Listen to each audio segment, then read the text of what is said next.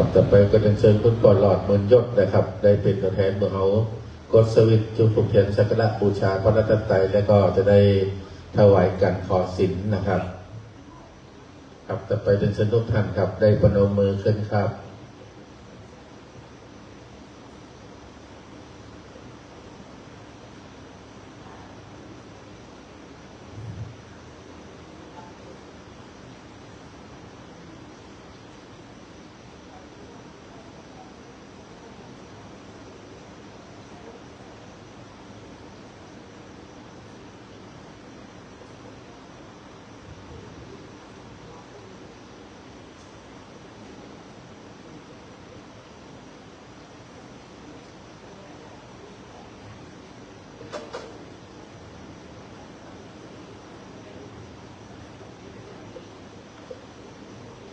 ครับต่อไปดังเชิญทุกท่านนะครับได้ประนมมือขึ้นและกราบลงพร้อมกัน3 ครั้งนะครับกราบ1พุทโธมินาโถกราบ2ธัมโมมินาโถกราบ3สังโฆมินาโถอิมินาสักกาเลนะพุทธังวิโพชยามิอิมินาสักกาเลนะธัมมังวิโพชยามิอิมินาสักกาเลนะสังฆังวิโพชยามิกลับต่อไปไหว้พระว่าพร้อมกันนะครับอะระหังสัมมาสัมพุทโธภะคะวาพุทธังภะคะวันตังอภิวาเทมิสวากขาโตภะคะวะตาธัมโมธัมมังนามัสสามิสุปฏิปันโนภะคะวะโตสาวกสังโฆสังฆังนามามิครับต่อไปสมทานบิณฑศีลว่าพร้อมกันนะครับสาธุมะยังพันเตติสาลาเนสหปัญจศีลานิยาจามาโดติยัมปีมายังพันเตติสาลาเนสหปัญจศีลานิยาจามาตาติยัมปีมายังพันเตติสาลาเนสหปัญจศีลานิยาจามานะโมตัสสะภะคะวะโตอะระหะโตสัมมาสัมพุทธัสสะนะโมตัสสะภะคะวะโตอะระหะโตสัมมาสัมพุทธัสสะนะโมตัสสะภะคะวะโตอะระหะโตสัมมาสัมพุทธัสสะนะโมตัสสะภะคะวะโตอะระหะโตสัมมาสัมพุทธัสสะนะโมตัสสะภะคะวะโตอะระหะโตสัมมาสัมพุทธัสสะนะโมตัสสะภะคะวะโตอะระหะโตสัมมาสัมพุทธัสสะพุทธังสรณังกัจฉามิพุทธังสรณังคัจฉามิธัมมังสรณังกัจฉามิธัมมังสรณังคัจฉามิสังฆังสรณังกัจฉามิสังฆังสรณังคัจฉามิตุติยัมปีพุทธังสรณังกัจฉามิตุติยัมปีพุทธังสรณังคัจฉามิตุติยัมปีธัมมังสรณังกัจฉามิตุติยัมปีธัมมังสรณังคัจฉามิตุติยัมปีสังฆังสรณังกัจฉามิตุติยัมปีสังฆังสรณังคัจฉามิตติยัมปีพุทธังสรณังกัจฉามิตติยัมปีพุทธังคัจฉามิตติยัมปีธัมมังสรณังกัจฉามิตติยัมปีธัมมังสรณังคัจฉามิตติยัมปีสังฆังสรณังกัจฉามิตติยัมปีสังฆังสรณังคัจฉามิปานาติปาตาเวรมณีสิกขาปะทังสมาธิยามิปานาติ ติปาตาเวรมะเอสิกขาปะทังสมาธิยามิอาตินนาตนาเวรมณีสิกขาปะทังสมาธิยามิอาตินนาตนาเวรมะเอสิกขาปะทังสมาธิยามิอามิสมิชาจราเวรมณีสิกขาปะทังสมาธิยามิกาเมสุมิชาจ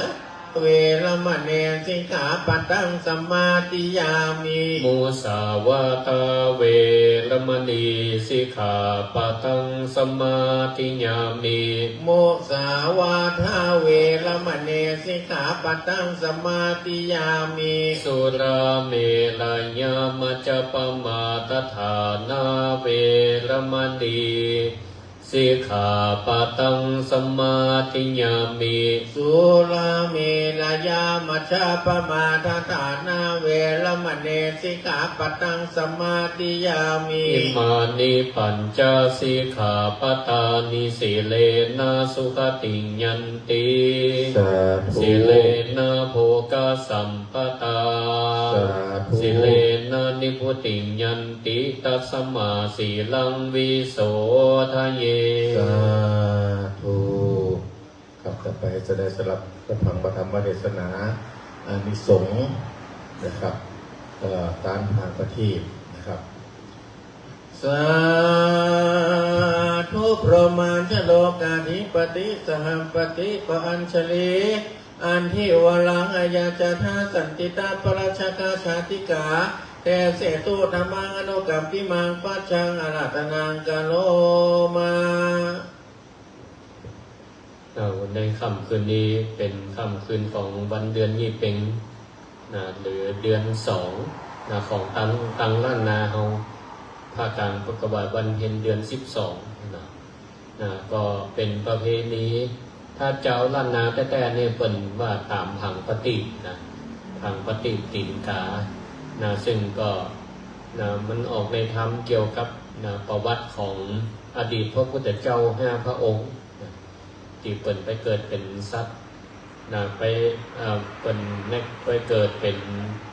ไปเกิดในไข่แล้วก็บรรดาสัตว์ต่างๆ5ตัวแล้วก็เอาไปเลี้ยงเลยเป็นที่มาแล้วก็ประเพณีประกาศจุดทางปฏิเป็นการพุทธบูชาส่วนการลอยกระทงนี่ก็มีม้าเมลุนซึ่งก็ในวันนี้ก็จะได้เตศอานิสงส์ยี่เป็งร้อยผังปฏิโคมไฟก็ขอสุมาภัยติมัญจาน้อย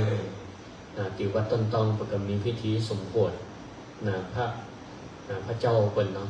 ก็บัดเจ็ดแล้วดีนะอันนี้สวดเปิ่นก็ได้เกือบจะแล้วพอดีก็ใกล้จะทุ่มกันเลยมาก่อนเอาละก็เพื่อมาให้เป็นการเสียเวลาศรัทธาทั้งหลายก็ได้ตั้งอกตั้งใจสดับฟังพระธรรมเทศนาแล้วก็เดี๋ยวเช็ดเรียบร้อยเขาก็จะปากันไปช่วยกันตามพระติน้ำมันเนาะตามพระติปันดวงกันที่บนอาคารพระเจ้าลงมาจนถึงขัดใดบางท่านก็เป็นเจ้าภาพด้วยก็ไปชุดด้วยกันบางท่านเป็นอยู่ที่อื่นที่ไกลบัดได้มาเพิ่นก็โอนมาหลวงบุญมาเขาก็เป็นตัวแทนชุดนี้เพิ่นแล้วกันเนาะตั้งใจฟังธรรมเด้อนะโมตัสสะภะคะวะโตอะระหะโตสัมมาสัมพุทธัสสะนะโมตัสสะภะคะวะโตอะระหะโตสัมมาสัมพุทธัสสะนะโมตัสสะภะคะวะโตอะระหะโตสัมมาสัมพุทธัสสะตะโคปังกวาอันว่าพระพุทธเจ้าแห่งเราบางเมื่อยังไปเข้าสู่นิพพานเตือนนั้นก็สำลันอยู่ในป่าเจตวันพาก็สั่งสอนยังปัญนาสันสีโมได้เข้าสู่ในละปันพอพาก็ผาลมยังงานนิสงแห่งการตาน คือเป็นเหตุปาจิงเตเตสนายังจาตากะอันนิวาอิตัมหิมพันเตเกกัปเปโกนากัมมโนสัมพุทโธมโอเตตาตันดังนี้เป็นต้นพิงคะเวมดูราบิงกูตั้งหลายแต่มันมาหลวงแล้วเสียงจีราการนั้นนั่งโซนหลายคำโกดว่าสายังมีพระพุทธเจ้าตนหนึ่งหากพาคนชื่อว่าโกนามกามนาได้เกิดมาตันสารูเป็นสัมปัญญูพระพุทธเจ้าในพันตกรรมหนึ่งในเมืองพานตาสาภาวันตีนครแห่งปัญญาตนหนึ่งอันสะเบยเมืองตีนั้นชื่อว่าโสกาลานลาจาก็มีแลอันว่าพออันว่าปอพังพุนท่านเจ้าชื่อว่าสังฆพรามส่วนว่าตนแม่นั้นนามมีชื่อว่าอุตันธามีอังกาสาวกาตนหนึ่งชื่อว่าอุนตาโลก็มีแลมอันว่าพระพุทธเจ้าปังนั้นได้ทารันสาลุติปืนเก่าไม่เดือมีรันสามีหงภาการลุงเรื่องงามมันนะมีตนนามีตนตัวสูงได้สิมหงสองมีมอายุยืนได้10,000 ปีก็มีแลเอกาติวาสังยังมีในวันหนึ่งมหาเด่นเจ้าตนมีชื่อว่าอุนตระอันเป็นสาวกแห่งพระพุทธเจ้าตนนั้นก็ได้เข้านิโรธสมาบันตีในธรรมสุนตากูหาคำมันมีในดอยสิริทันทาหันแลมแล้วในวันดีที่ตีมหาเถรเจ้าออกจากนิโรธสมาบันนั้นเจ้าก็มารำพึงในใจว่าดังนี้มายัง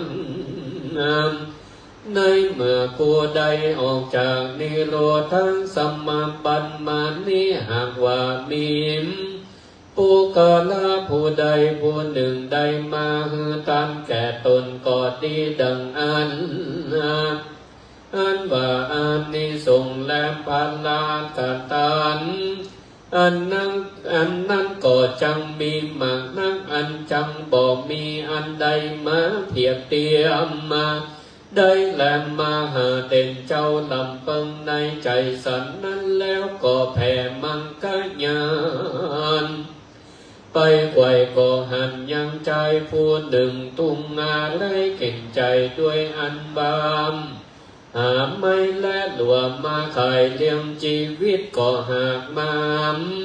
พาคนเกิดในยันแห่งตนด้วยเหตุว่าใจตุกตาผู้นี้ปังหลังมามในจากก่อนบ่ได้ละยนตั้งบุญนาใดหือตันลังสาสินภาวนาบ่ขาดแลเหตุนั้นเราควรไปยังสังฆาปะเปิมก็มีจะแลปุณณาติวาเสกันหลอดวันลุนลุงเจ้ามหาเถรเจ้าก็จำละเนื้อตนก็มานุ่งผ้าอันย่อมด้วยรถฝาดมีมือถือเอายังบาดแล้วก็ออกจากกูหาทำคำก็สยองไปด้วยหลวงอากาศไปสู่ยังงาเรือนแห่งใจตุกตาผู้นั้นนานแล้วก็ยืนอยู่ที่นั้นตีไกประตูเฮือนตีนั้นก็มีแลมโสส่วนว่าอันว่าใจตุกตาเข็นใจผู้นั้นกันว่ามันอันมหาเถรเจ้ามือถือเอาบาทไว้ดังอันมันก็มีใจเลื่อมใสสันทาจมจืดก่อนนำเมาเข้าและแคบหมู่มายืนยอตาน แล้วก็กล่าวคำมาธิษฐานแห่งตนว่าพันเตข้าแต่เจ้ากูพันเลนะด้วยปัลลาอันนิสงส์แห่งข้าอันใดหือตันอย่างนี้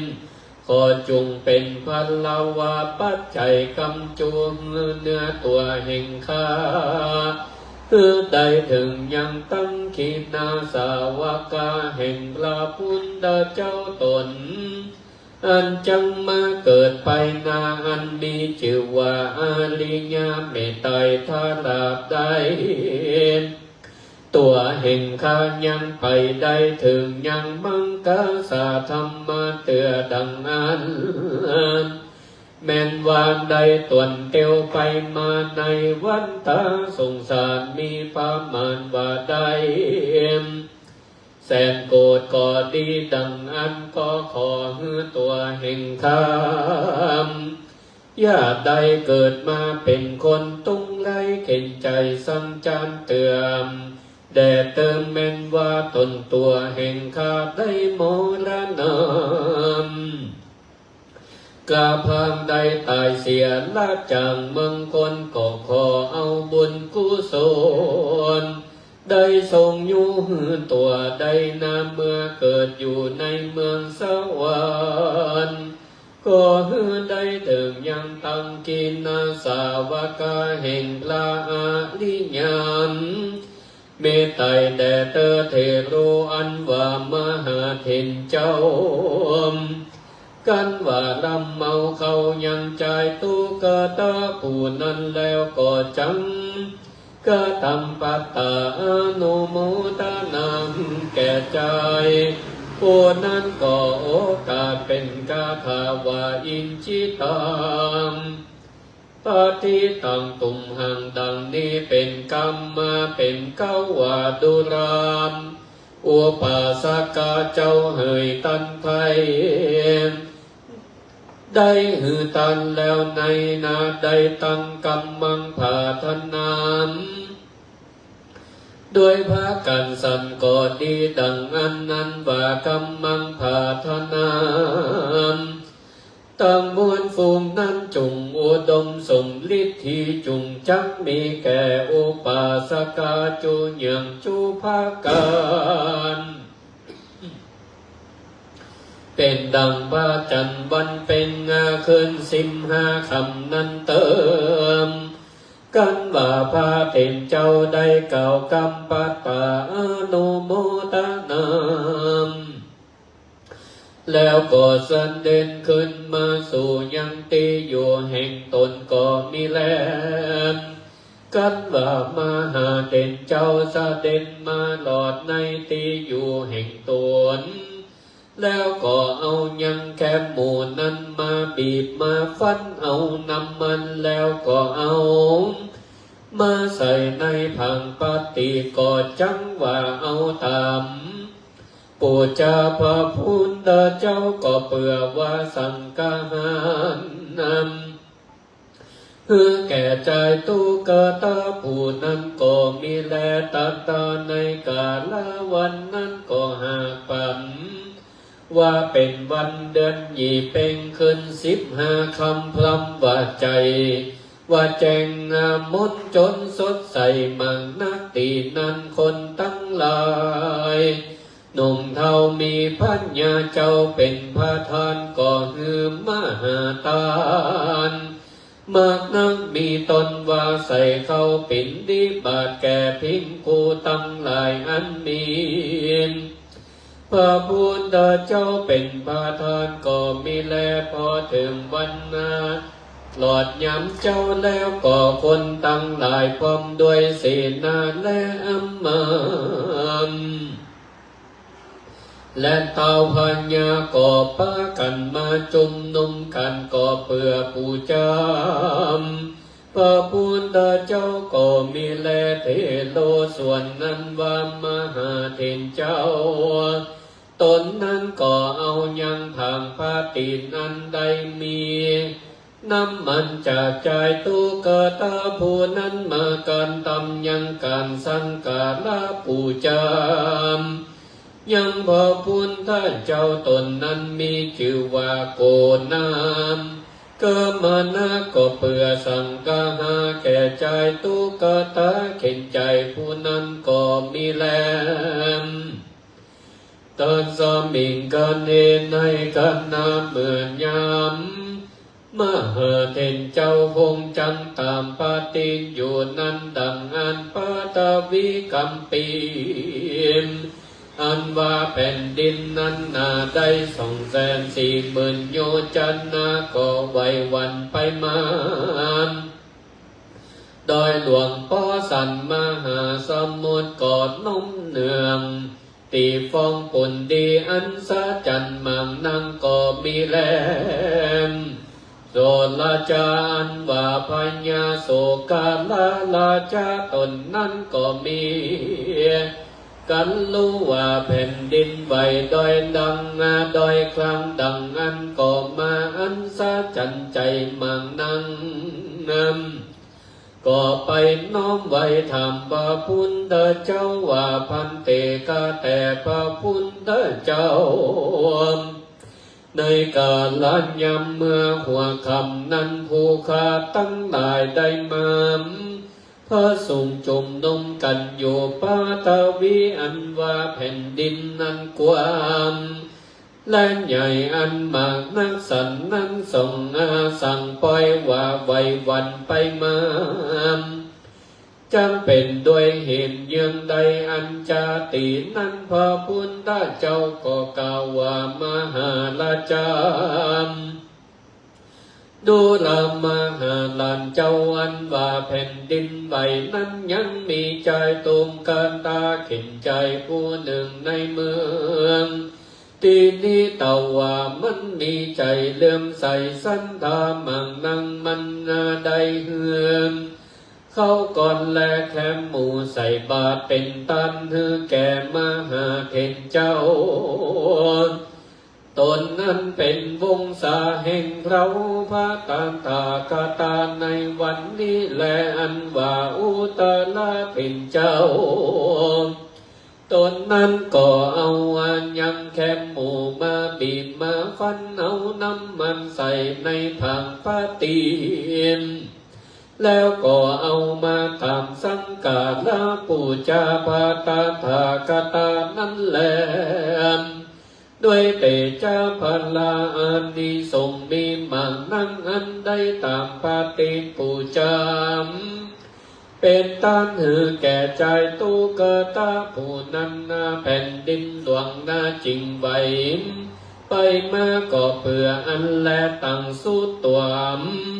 กันว่าปัญญาโสกาลาลานจานได้ยินคำพระพุทธเจ้าบอกกล่าวสันนั้นแล้วก็ยอมเมื่อไว้จะทำพระพุทธเจ้าว่าพันเต็มข้าแต่พระบุญท่านเจ้าอันว่าได้ทำปฏิปูชาเป็นตานิมปล่อยว่ามีพละอานิสงส์มากนั่งดังอันชาลือตีนั้นพระพุทธเจ้าก็กล่าวว่ามานามาติมปันตานังอันว่าผู้กาลายิ่งใจฝุ่งใดได้ตามพระตินก็ดีได้ฟันสีสายแลนได้ตามกลมไฟปูจามเป็นตานในวันเดือนยิ่งเป็นก่อดีดังอันก็จังมีปันลาอานิสงส์มังนังบ่อยาจะแลตีนั้นพญาได้ยินคำว่าพุทธเจ้าแล้วสันนั้นก็มีใจจงจื่นยินดีก็อัญจุลีขามไว้แล้วจะอำลาขึ้นสู่ยังตีอยู่แห่งตนแล้วก็มีแล้วก็ฮือเสนาอัมมาตเป่าฮือคนตั้งหลายได้รวมว่าในคืนนั้นพัญญาเจ้าแห่งเราจำไปตามพระตินและสีสายกมไฟ เพื่อปูชาพระพุทธเจ้าและนาผู้กาลาผู้ใดอย่าได้ตามพระตีนสีสายและกลมไฟก่อนพัญญาตนนะสังคนแด่เตวาสันนั้นแล้วพัญญาก็ฮือเสนาและอัมมาตคุณคงอันหนึ่งได้กวังวาละ8 วามที่ในคุมน้อยแห่งตนแล้วก็ฮือฟันสีสายอันหนึ่งใหญ่แต่เต้าลำตาลใส่ในกลุ่มตีนั้นแล้วก็ฮือเอาน้ำมันในเล่มในสังแห่งตนออกมาใส่ฮือเต็มขุมนั้นกันว่าบวนละมวนแล้วดังอันปัญญากาตำการตามปาตีนสีสายกลมไฟดังอันเพื่อปูชาพระพุทธเจ้าก็มีแลอันว่าพญามเจ้าตามปาตีนสีสายและกลมไฟนั้นนันนาทานลามจนลุงแจ้งแผ่นดินก็บอกไว้สังเตือนแลนตีนั้นพญามโสกาลาลาจาตนนั้นก็มาสังกาวันในใจมังนั่งจึงเข้าไปไว้พระพุทธเจ้าแล้วถามว่าพันเตข้าแต่พระพุทธเจ้าผู้คำได้ตามปาฏิสีสายและกลมไฟได้ปูชาพระพุทธเจ้าเสียงคืนหนึ่งกาลำต่อเต้าเจ้งลงแผ่นดินก็บอกไว้จังเป็นด้วยหินสันใดอันจามสันธาอันว่าพระพุทธเจ้าก็กล่าวว่าดุลาบามหาลานอันว่านมันตีมหาลาณเอาวันมาตามนั้นได้แต่ตีได้มาอันจามปัญญาก็กล่าวว่าพันเตข้าแต่พระพุทธเจ้าอันว่าน้ำมันอันนำมาใส่ในผังปาตินและสีสายกลมไฟนั้นก็ได้มาแต่ในเล่มในสางบ่อยาจะแลพระกาวาอันว่าพระพุทธเจ้าก็กล่าวว่าดุรามมหาลาตานังอันจือว่าการฮือตานอันนี้มีอยู่หลายจำพวกก็คือฮือตันมัจจิมายามคือหลังคนนันใดวันถูกเขาของนันใดอันหนึ่งมาโดยบ่จอมกองสิ่งกองทำโดยหูหนึ่งบ่หูหนึ่งแล้วมาตานแถมปาการหนึ่งตันเพื่อหวังด้วยคำด้วยกองนันกาขายลังพองก่อหวังด้วยการตันตอบแทนนาอย่างใดอย่างหนึ่งลังพองก่อหันเปิ่นตันก็นำนามว่าใดนำตันต้อยเปิ่นนั้นบ่หูผิดหูถูกกองสิ่งกองธรรมลังพองก่อโลภเอาอำยังของตันมาตันลังพองก่อมได้เอาเขาของมาด้วยหน้าตนหาหูว่าผิดกองธรรมก็ยังปล่อยว่านำมาตันนั้นนี่เหลียวว่าตันมัชชิมายามคือว่าเมิดมัวบ่แจ้งใส่นั่นแหละตันแห่มพาการหนึ่งว่าพิควรว่าวันโทเขาของอันใดก็ดีอันตนหากได้มาด้วยกำลังแห่งตนนั้นมาด้วยยังตนหากหูว่าจอมประกอบไปด้วยกองสิ่งกองธรรมแต่ตนมีใจใส่ศรัทธาแล้วนำมาตานดังอันนั้นนี้ได้ชื่อว่าอุตมะทานก่อเปื่ออันแลมปันดังนำมันมาหาลานเอามาทำปูจามปาตาคากาตาเตรียมจังใดมาบ่จอมประกอบไปด้วยกองสิ่งกองธรรมเหตุดังอันแผ่นดินบ่ไว้ก็เปื่ออันแลตั้งสุดตัว ลาจาตินั้นพญาโสกันละลาจากันได้ฟังคำสอนพระตถาคตแล้วดังนั้นก็หือใจหือเสนาไปบอกหือใจตุกตามาหันแลกันบาดใจตุกตามาหลอดแล้วดังนั้นพญาก็ถามซื้อเอายังงานนี้ส่งแห่งการตานพาตีและสีสายกงไฟจากใจตุกตาหันก็มีแลมส่วนนั้นว่าใจตุกตาผู้นั้นก็กล่าวว่าข้าแต่มหาราชเจ้าตัดจังขอหือนาซื้อเอายังบุญกุศลกรรมผู้ข้าดังนั้นข้าจังขอไปถามพระพุทธเจ้าก่อนแล้วว่าอันแล้วมันก็เข้าไปไว้พระพุทธเจ้าแล้วถามว่าพันเตกาแต่พระพุทธเจ้าอันว่าอานิสงส์ส่วนบุญแห่งข้าอันใดคือพระตีสีสายและกงไฟเป็นตามพญาเจ้ามังกรขอซื้อด้วยส่วนบุญนั้นกับด้วยผู้ค้าควรจำเนี่ยสันใดดังหรืออัญจาตินั้นพระพุทธเจ้าก็กล่าวว่าดุรานั้นใจตุกตาอันว่าพันลาแห่งการตานใดหือตานนั้นใดหากวันจอบประกอบไปด้วยกองธรรมะอันนั้นหากมีพันลาอานิสงส์ความมากนักแลแม้นว่าผู้ใดมาขอซื้อตันจุงหืมเข้าไปแต่เตอเนอว่าอันตีนั้นใจตุกตามได้ยินพระพุทธเจ้าเก่าสันนั้นมันเป็นมามันแบ่งปันส่วนบุญแห่งตนเฮือนาแก่ปัญญาก็มีหันแลน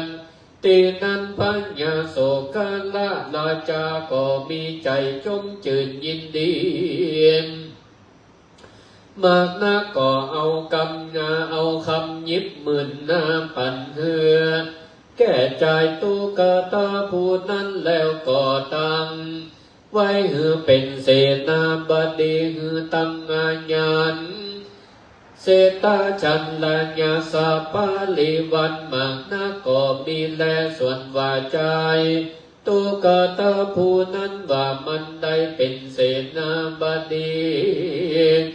มีสัมปติเขาของเงินคำมากนักมันก็ได้พ้นจากทุกข์ในสงสารได้สุขเจยบันคำเจ้ากอมบ่พามาลาสาได้หือตันลังสาสินภาวนาไปใจตอนหลับต่อเต้าเสียงนาชีวิตแห่งตนกันตายก็ได้ไปเกินในตีจันวาสาเบยสัมปันติติมในวิมันคำอันได้ส่งได้400โยชนาหักภาคตจือว่าโจติกาเตวบุญมีนำฟ้าใด74,000นางเป็นปาลีวันใดสูงสำลังคำเจ้าท่านหลับเสียงหวังพระพุทธเจ้าส่งตนคือพระโกนากามนะและพากันสัมปะก็มีแลในเมื่อพระพุทธเจ้าวามโคตมาแห่งเรามาเกิดในโลกนี้โจติกาเทวาบนตนนั้นก็ได้ลงมาเกิดในข้ากุลพญากากาวันนาตินสาอันมีในเมืองลังกาตะวิมหากภาพจน์จือว่าตุทากามณีแล้วยังได้สร้างรัตนาเจติญาในลังกาตะวิมได้ลังสาสินบ่ขาดงากันกากาจุติตายก็ได้เมื่อเกินอยู่จันฟ้าตูสีตาเสียงจีลาการนั้นนั่งเมื่อไปลวน ก็ได้ลงมาเกิดเป็นนาคได้มาเกิดเมืองคนได้ออกบวชหลวดได้เป็นตากีนาสาวกาแห่งพระพุทธเจ้าตนชื่อว่าอาลิยาเมตไตรในอนาคตไปนานยิบหมื่นจานและตั้งสุตัวในกาลานั้นเล่าส่วนว่าเป็นโคเจ้าตั้งหลายกันว่าได้ยินพระพุทธเจ้าเทศนาธรรมันนี้แล้วก็มีใจจมจืดยินดีมั่งนั่งนำก็ปากันนั้นจุลีขาบไว้พระพุทธเจ้าแล้วถามว่าพันเตข้าแต่พระพุทธเจ้าติปะตะนังอันชื่อว่าใดคือพระติสีสายและกองไฟเป็นตานตับปูจามาพระพุทธเจ้าในวันขึ้น15 ค่ำพรำว่าเป็นวันเดือนยี่เป็งก็จำมีพันละอานิสงส์มากนักดังอันจะลืมอันดาโคภังกวาตินันพระพุทธเจ้าก็จำเทศนายังธรรมานิสงส์เดือนยี่เป็งคือภิกขุตั้งหลายฟังดังอันนับก็กล่าวว่าโยจาปิติปาตานังกันตัวศีสาไตญาอาภิโลวาสาตาหุนติตาสานิยามโนดังนี้เป็นต้นพิฆเวดูลาภิกขุตั้งหลายโยภูกะโลอันว่าภูกะลันยิ่งใจฝูงใดได้ตามปาฏิสีสายและกองไฟเป็นตานใดชี้บอกไฟดอกบอกไฟเตียนเป็นตานใดต่ำเกณฑ์เล่มนาน้อยเล่มใหญ่เป็นตานเพื่อผู้จำพระพุทธเจ้าในวันเดือนยี่เป็งก็ตีดังอันก็ดีโสภูกะโลอันว่าภูกะลายิ่งใจฝูงนั้นแม่นว่าได้เกิดมาในสภาวะจานั้นใดก็ดีเตียนยมมีลุงจมนมพันบรรณาสันตานอันงามเป็นตีหุ่มหังแก่คนและเทวบุญเทวดาตั้งหลายตุงเมื่อแลมจังบ่มีโลกาพญานมาบีบเบียนเตียนย่อมมีอายุมันยืนยาวมากนักแลมบ่เต่าแต่นั้นกันว่าเสียงมาฟังอายุแห่งตนกันว่าใดจุติตายจากเมืองโคนก็จำเอาใดเอาตนไปเกิดในห้องฟ้าเดินเมืองสวรรค์ก็มีและเนินพิงกาเวดูรามปิงกูตั้งหลายยุปุงกาโลอันว่าปุกาลายิ่งใจฝูงใด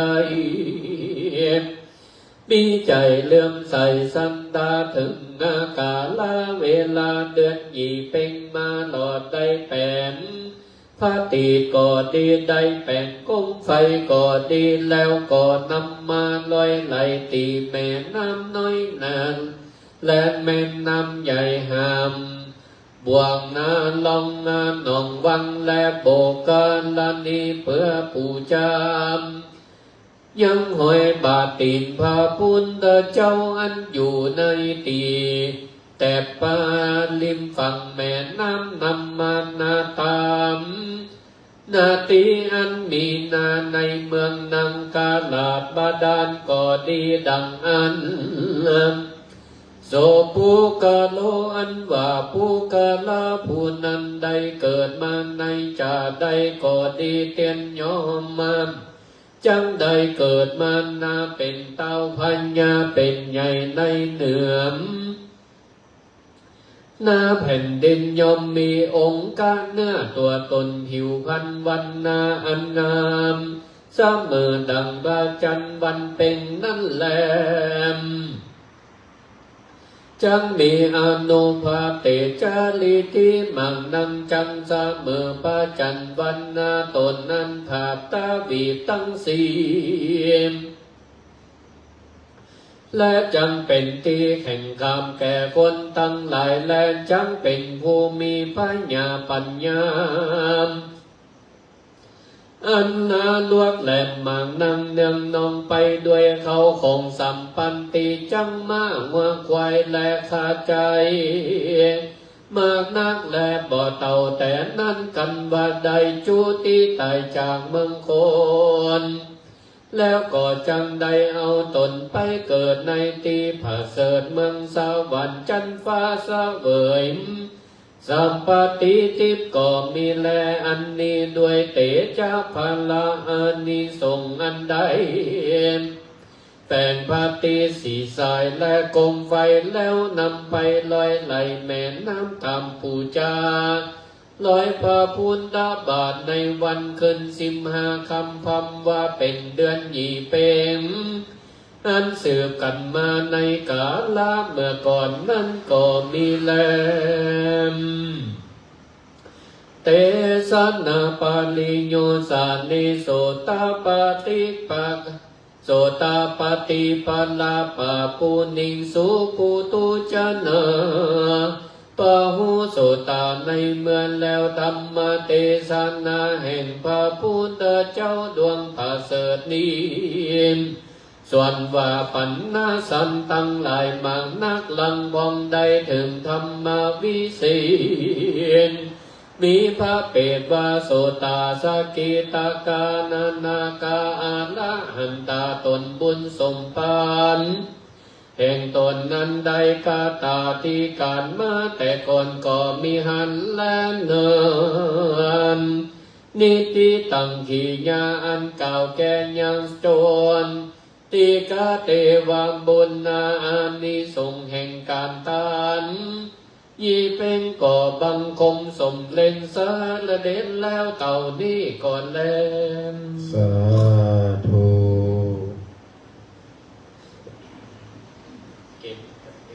ครับต่อไปก็ขอตัวแทนครับเรียนเชิญท่านผู้จัดการนะครับอาจารย์สมพรนะครับได้เป็นการถวายเทศน์ครับ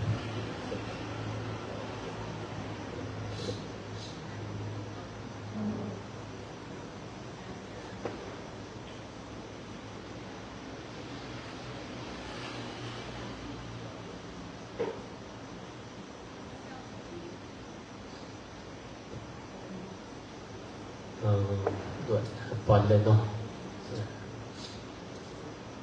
จะมาแก้รักษามาประหลาดจะมาแก้รักษา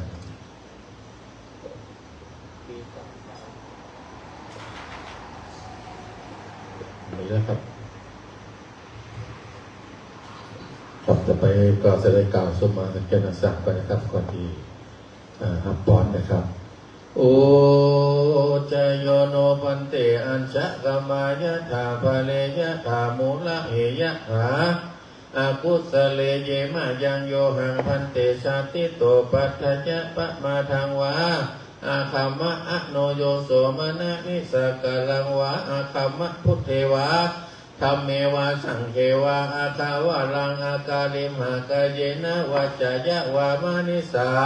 วาเตสังโนพันเตอัญจยังอัญจยะโตปฏิปันหันตุอายะติสังวะรายะสัพพังโตสังฆมันตุโน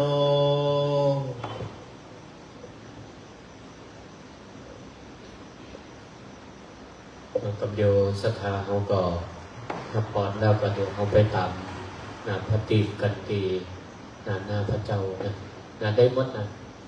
หน้าพระเจ้าเปิดโลกพระแม่กวนอิมไปตามก็ได้นะหลังจากเกณฑ์เขาตามพระเจ้าเสร็จดีแล้วเนาะ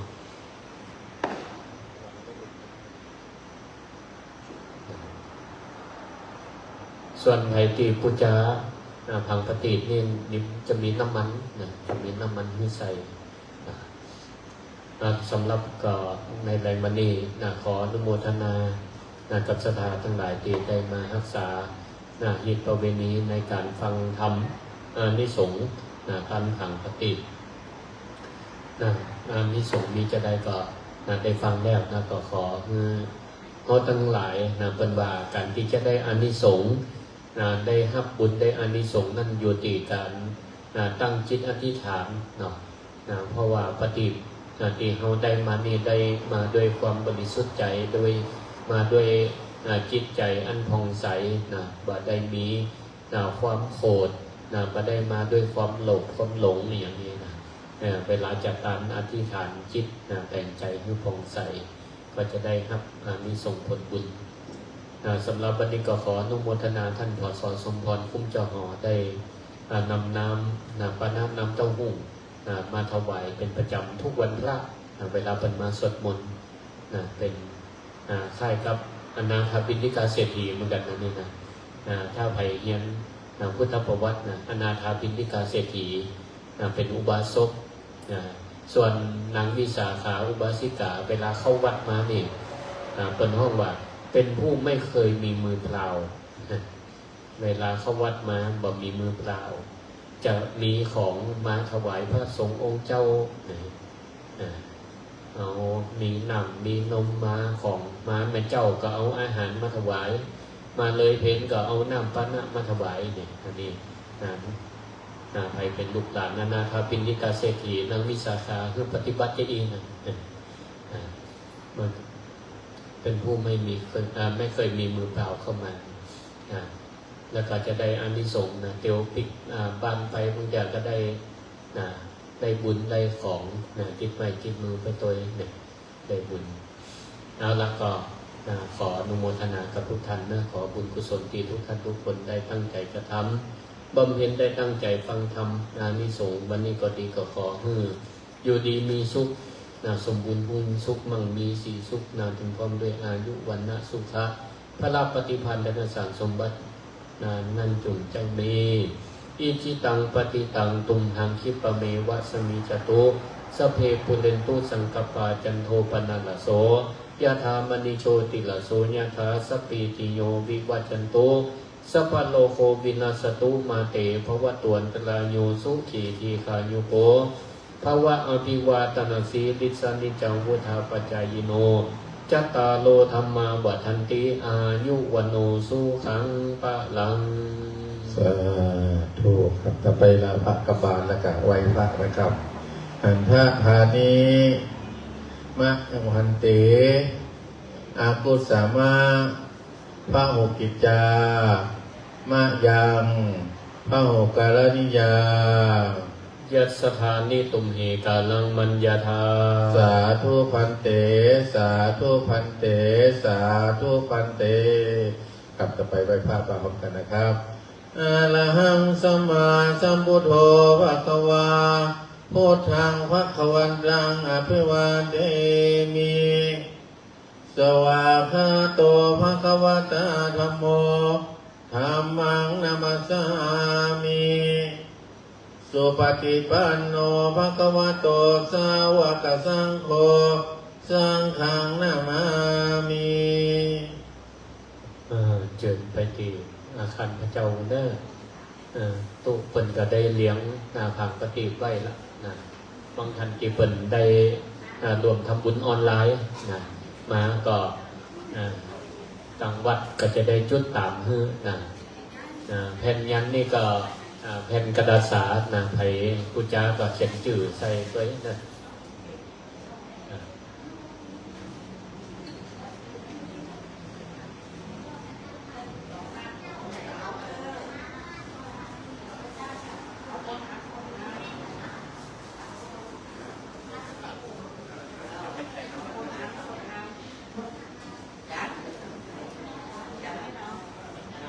นี่ช่วยกันกลับไปเคยก็ได้เนอะ